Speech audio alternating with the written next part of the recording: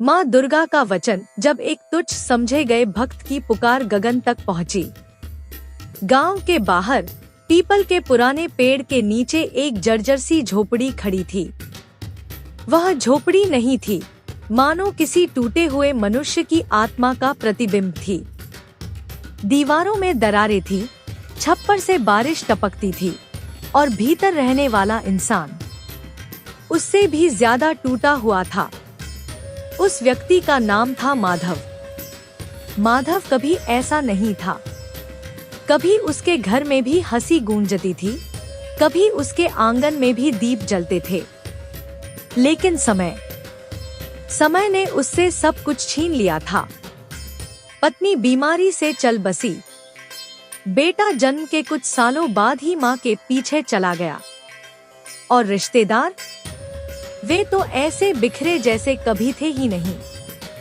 अब माधव के पास अगर कुछ था तो बस मां दुर्गा की तस्वीर और एक टूटा हुआ मन।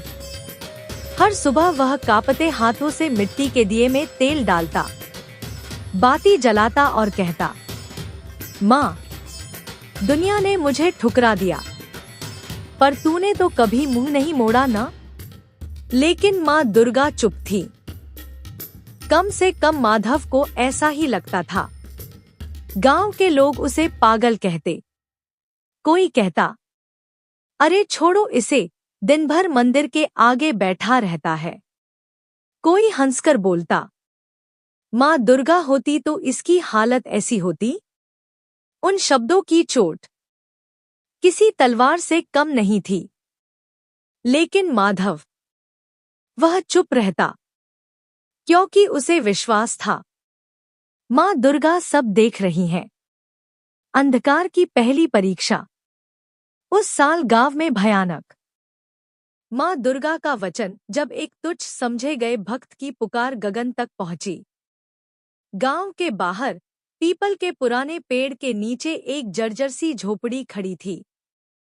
वह झोपड़ी नहीं थी, मानो किसी टूटे हुए मनुष्य की आत्मा का प्रतिबिंब थी। दीवारों में दरारें थीं, छप्पर से बारिश टपकती थी और भीतर रहने वाला इंसान उससे भी ज्यादा टूटा हुआ था। उस व्यक्ति का नाम था माधव। माधव कभी ऐसा नहीं था। कभी उसके घर में भी हंसी गूंजती थी, कभी उसके आंगन में भी दीप जलते थे। लेकिन समय ने उससे सब कुछ छीन लिया था। पत्नी बीमारी से चल बसी, बेटा जन्म के कुछ सालों बाद ही मां के पीछे चला गया, और रिश्तेदार वे तो ऐसे बिखरे जैसे कभी थे ही नहीं। अब माधव के पास अगर कुछ था तो बस मां दुर्गा की तस्वीर और एक टूटा हुआ मन। हर सुबह वह कांपते हाथों से मिट्टी के दिए में तेल डालता, बाती जलाता और कहता, मां,